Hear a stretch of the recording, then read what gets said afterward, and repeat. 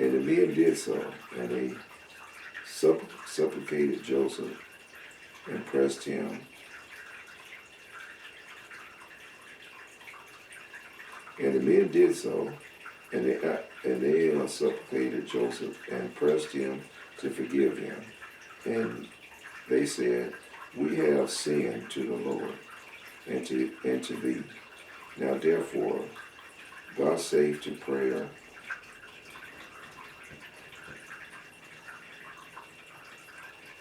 and request here."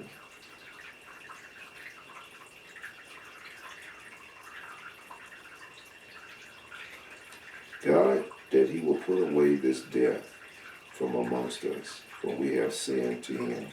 And Joseph did according to the words. And the Lord hearkened to Joseph. And the Lord put away the plague which he had inflicted upon those men on account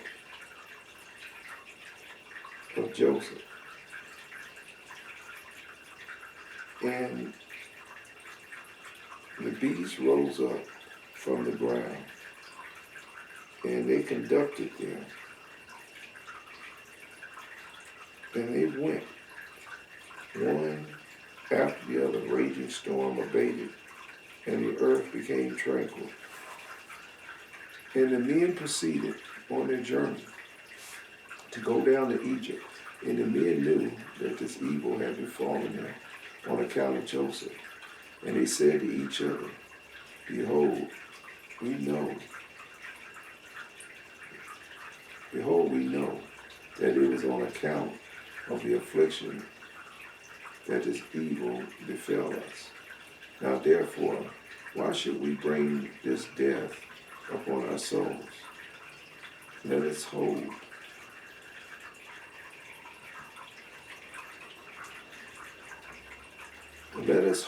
counsel what to do to this slave. And one answered and said, Surely he told us to bring him back to his father. Now therefore come.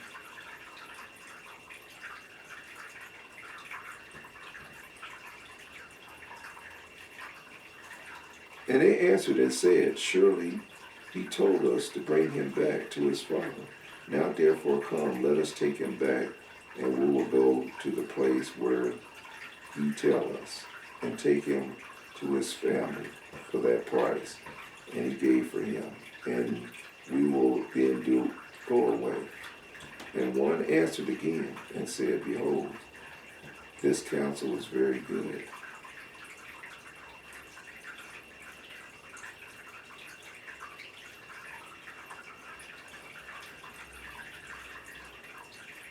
And one more answered and said unto them, This is a counsel to be adopted. We will not swerve from it. Behold, we are this day going to Egypt. And when we shall have come to Egypt, we will sell him there at a high price, and we will be delivered from this evil. And this thing pleased the men. And they did so, and they continued their journey to Egypt with Joseph. And when the sons of Jacob had sold their brother Joseph to the Midianites, their hearts were smitten on account of him, and they repented of their acts, and they sought for him to bring him back, but could not find him. And when Reuben returned to the pit in which Joseph had been put in order to lift him out,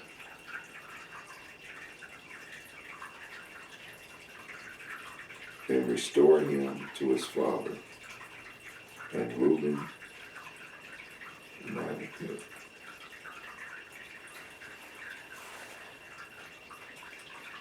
And he heard not a word, and he called out to Joseph, Joseph, Joseph.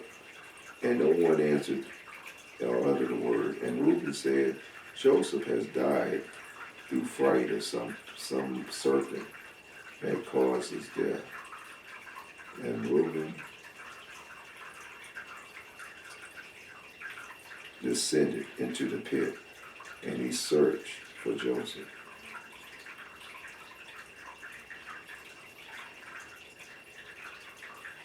So Reuben's nervous. Reuben descended into the pit, and he searched for Joseph, and could not find him in the pit, and he came out again. And Reuben tore his garments and said, the child is not there. And how shall I reconcile my father about him if he be dead? And he went to his brethren and found them, grieving on account of Joseph, and counseling together how to reconcile their father about him. And Reuben said unto his father, and Reuben said unto his brethren, I came to the pit, and behold, Joseph was not there. What shall I then say to our father? For my father will only seek the lad from me. And his brethren answered him, saying, Thus and thus he did, and our hearts afterwards smote us on their account of this evil act. And we now sit and seek a pretext how we shall reconcile our brother to it. And Reuben said unto them, What is this you have done to bring down the gray hairs of our father in sorrow to the grave? The thing is not good that you have done. And Reuben sat with them, and they all rose up and swore to each other.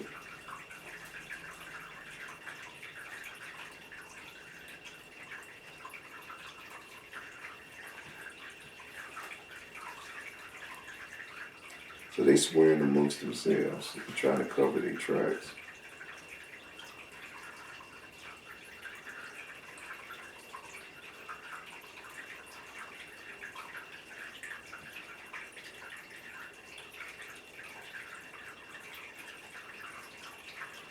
And Reuben said unto them, What is this ye have done? Bring down the gray hairs of our God. And Reuben sat with them, and they rose up and swore to each other not to tell this thing unto Jacob. And they all said, The man who tell this to our father or his household, and who will report this to any of the children of the land, we will rise up against him and slay him, with the sword. So he put a blood oath on their oath. And the sons of Jacob feared each other in this matter,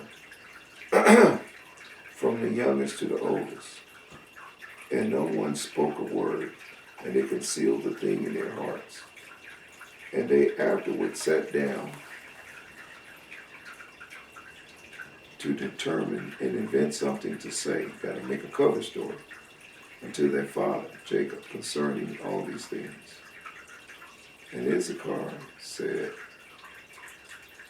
unto them, Here is advice for you.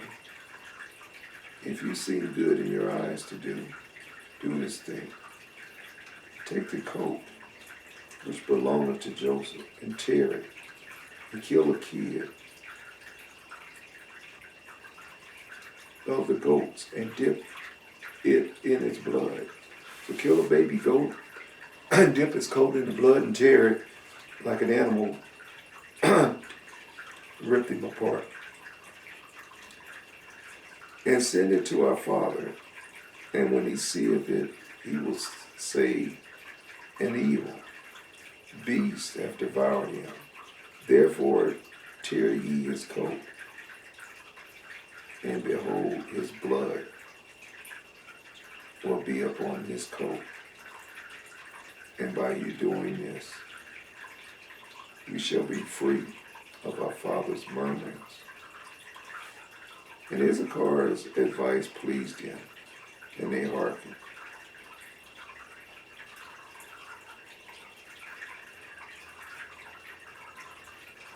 And Issachar's voice pleased them, and they hearkened unto him.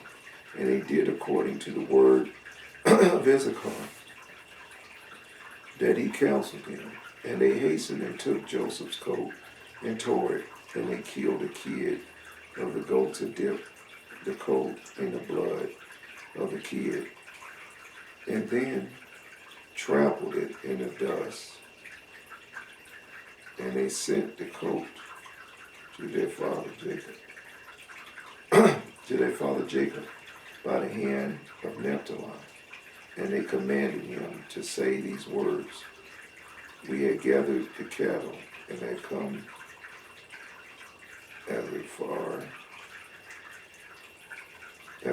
as far as the road of Shechem and further. And we have found this coat upon the road in the wilderness, dipped in blood in the dust.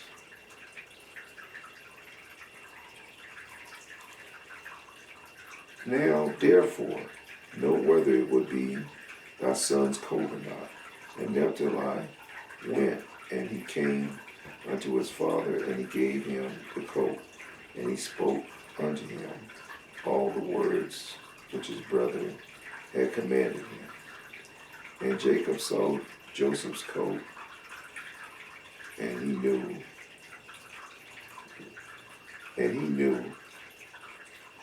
and he fell down upon his face to the ground, and became still as a stone, and afterward rose up and cried out with a loud voice, and he said, It is the coat of my son Joseph. It is the coat of my son Joseph.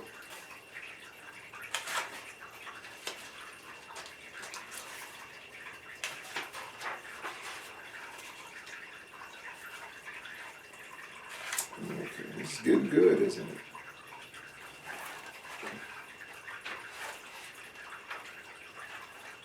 Joseph was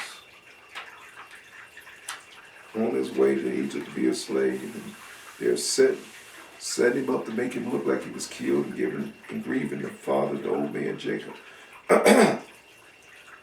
And Jacob hastened and sent one of the servants to his sons, who went to them and found them coming along the road with the flock.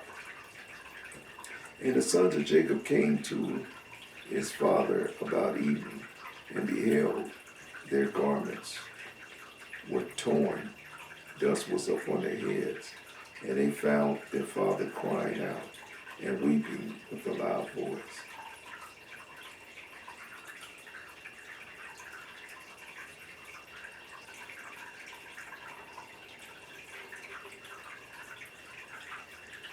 All right. The sons of Jacob came to their father about evening, and behold, the garments were torn, and the dust was upon them. And Jacob said unto his sons,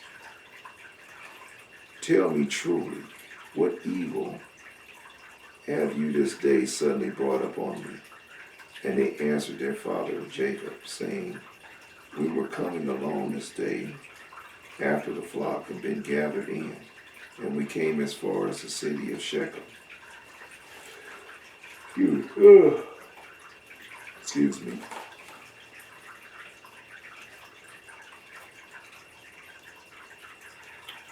Shechem by the road of the wilderness, and we found his coat filled with blood upon the ground, and we knew it, and we sent it unto thee, if thou couldest know it.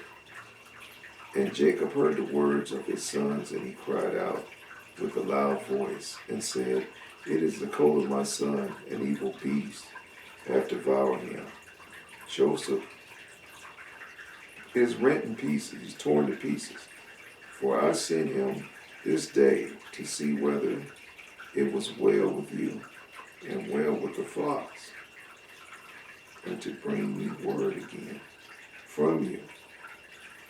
And he went and commanded them.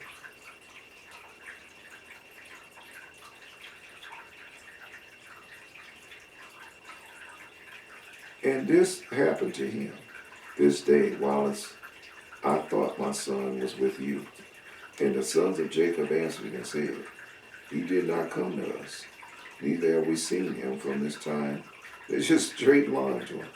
This time of going out from thee until now, we didn't see him. We just found the jacket in the blood. And he's in the beast's belly somewhere. And when Jacob heard these words again, he cried out aloud and rose up and tore his garments. And he put sackcloth upon his loins. And he wept bitterly, and he mourned and lifted up his voice and weeping, and exclaimed and said these words, Joseph, my son, O my son Joseph, I sent thee this day after the welfare of thy brethren, and behold now, thou hast been torn in pieces through my hand. As this happened to my son, because he sent him, he gave the order. So he's blaming himself. He's blaming himself for it. He's really torn apart. He's really crying out. It grieves me for thee, Joseph, my son. It grieves me for thee. How sweet wast thou to me during life, and how exceedingly bitter is thy death to me. Oh, that I had died in thy stead, Joseph, my son, for it grieves me sadly for thee. My son, oh, my son, Joseph, my son, where art thou, and where hast thou been drawn? Arouse from thy place, and come, and see my grief for thee, O my son Joseph. Come now, and number the tears gushing from my eyes down my cheeks, and bring them up before the Lord, that his anger may turn from me. Saying, the Lord's mad at him. O Joseph, my son, how didst this befall? By my hand, of one whom the word unto this day, for thou hast been put to death by the smiting of an enemy, afflicted cruelly. But surely I know this has happened to thee on account of the multitude of my sins. Arouse now and see how bitter is my trouble for thee, my son.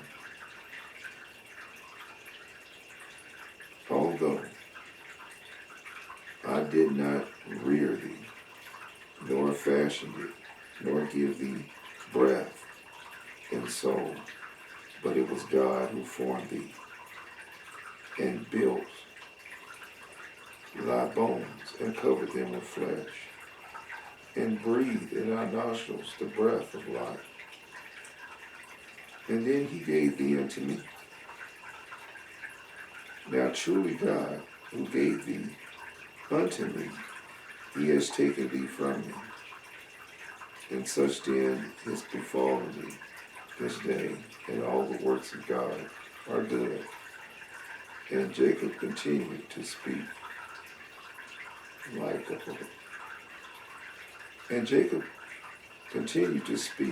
like unto these words concerning Joseph. And he wept bitterly, and he fell to the ground and became still. And all the sons of Jacob, seeing their father's trouble, they repented of what they had done, and they also wept bitterly. I think it was Reuben that tried to warn him. And Judah, he said he was going to tear Jacob's soul apart. And Judah rose up and lifted up his father's head from the ground and placed it up on his lap. And he wiped his father's tears from his cheeks. And Judah wept an exceedingly great weeping, while his father's head was reclining up on his lap, still as a stone. And the sons of Jacob saw their father's trouble, And they lifted up their voices and continued to weep. And Jacob was yet lying up on the ground, still as a stone.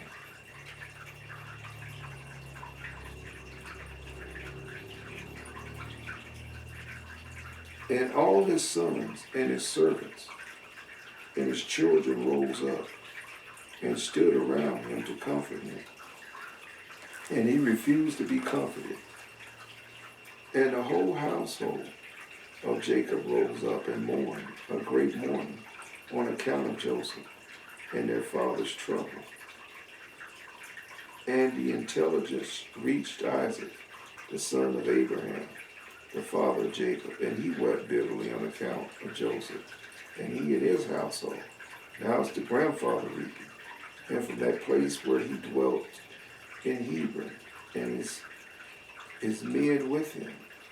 And he comforted Jacob his son, and he refused to be comforted. And after this, Jacob rose up from the ground, and his tears were running down his cheeks. And he said unto his sons, Rise up, and take your swords and bows, and go forth into the field, and seek whether you can find my son's body, and bring it to me, that I may bury it. Seek also, I pray you, among the beasts, and hunt them. What shall come the first before you seize and bring it to me? Perhaps the Lord will this day pity my affliction, and prepare before you that which did tear my son in pieces, and bring it unto me, and I will avenge the cause of my son. So I'm going to take it out on that animal. I'm going to go kill him, kill the wild beast. And the sons did as their father had commanded them. And they rose up early in the morning, and each took his sword and his bow in his hand, and they went forth into the field to hunt the beast. They're going to play the game. And Jacob was still crying aloud and weeping and walking to and fro in the house and smiting his hands together, saying, Joseph, my son, my son. And the sons of Jacob went into the wilderness to seize the beast. And behold, a wolf came toward him. And they seized him and brought him to their father. And they said unto him, This is the first we have found, and we have brought him unto thee, as thou hast commanded us. And thy son's body we could not find. And Jacob took the beast from the hands of the sons, and he cried out with a loud and weeping voice, holding the beast in his hand. And he spoke with a bitter heart unto the beast, Why didst thou devour my son Joseph? And how didst thou not fear God of earth, or of my trouble for my son Joseph? And thou didst devour my son for naught, because he committed no violence, and did therefore render me culpable on his account. Therefore God will require him, that persecuted. And the Lord opened the mouth of the beast. God has a sense of humor. He didn't even want the beast to be falsely accused with this one.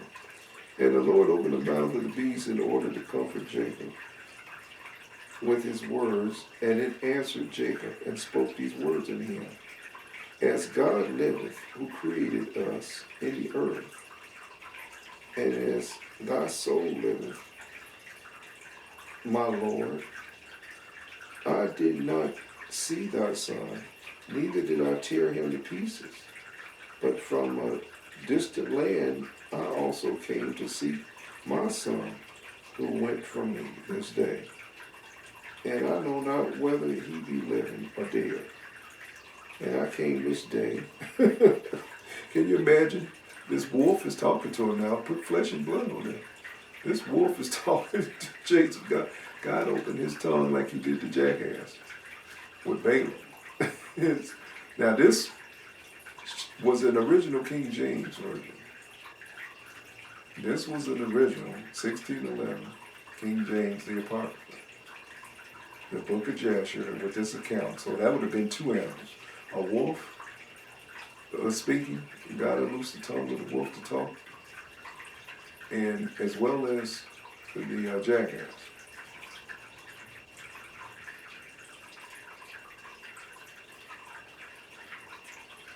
And I came, and he said, I came to seek my son, and went from this day, and I know not whether he be living or dead. And I came this day into the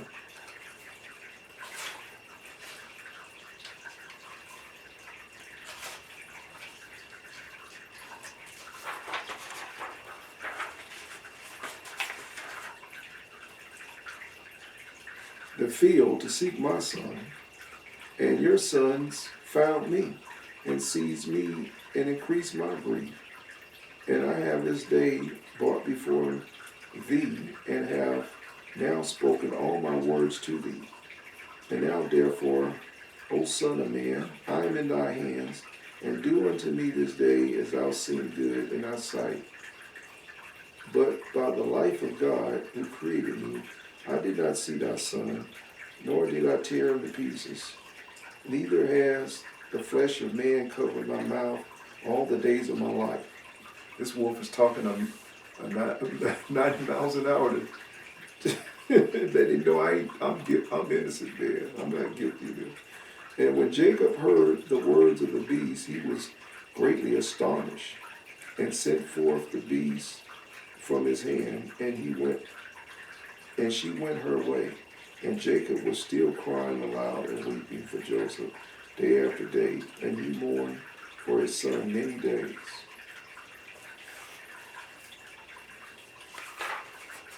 Okay, I think we're gonna shut it down here,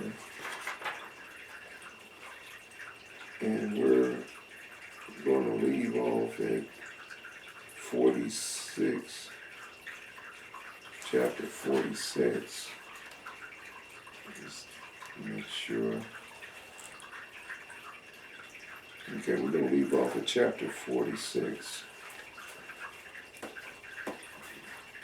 Put a period right here. So we plowing through this. Let's get it. This is chapter 46. This is volume 4. 46. So we did good today. We made some traction into this, and you guys get to witness another miracle of God doing what is impossible. One of the names of God is Jehovah Peter, the God of impossibilities. He can make an animal speak and talk to you. Now I have animals, and I speak to them all the time and talk to them. I said one day maybe they'll say something back, but so far that hasn't happened. Because of these Bible stories. I said, well, maybe one day. But anyway, I thought that would be, God did that to comfort, knowing the outcomes. God was in control the whole time. This is what we read this book for. In the Bible, I think it's Psalms, where it says God sent a man down to Egypt, which was Joseph, to save his brethren from starvation. The famine was coming, and God knew it. So this was his method of doing that. And Joseph's grief, and you see what he went through on the road to Egypt, how he was persecuted by his Arab slave masters, his Arab slave traders. There's been a slave trade business since Joseph. It's a part of their history. Broker and slave. But anyway, the Bible gives us hope that even in the worst situation, that was obviously, you see how bad it was for Jacob, believing he was complicit in the death of his son by telling him to go look for his brother, and he got killed by a wild beast. But y'all see God's mercy in letting the animal talk. and kind of ease his grief.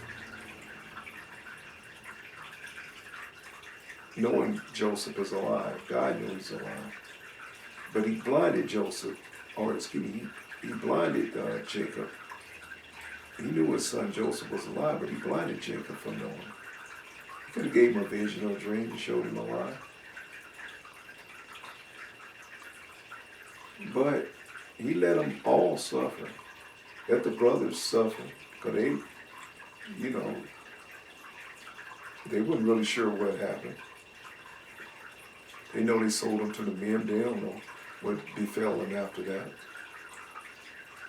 So everybody was, and they were repentant for what they did, seeing the amount of grief it really tore their father's heart apart. But God was in control. He wanted everything to happen that way. Everybody was going through their own little individual hell regarding this incident, but we're going to read the outcome. We're reading toward it. Once God, at the time of pain and suffering and grief was over, God has a clock on it. And Joseph rose up out of his situation that we're going to read about, become the ruler of Egypt. And like I said, his life parallels Christ. How Christ was rejected of his brethren. His brothers, the apostles forsook Christ. They forsook him. They abandoned Christ. Except John, that was it. They wrote him off as a loser. And Judas betrayed him for 30 pieces of silver. Joseph was sold for 20 pieces of silver.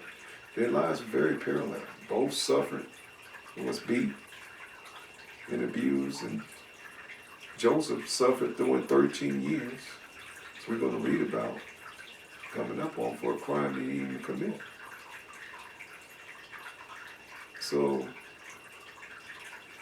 Christ suffered and was innocent and was beat and accused of a crime that he didn't commit and put on the cross, and he died for our sins in our place.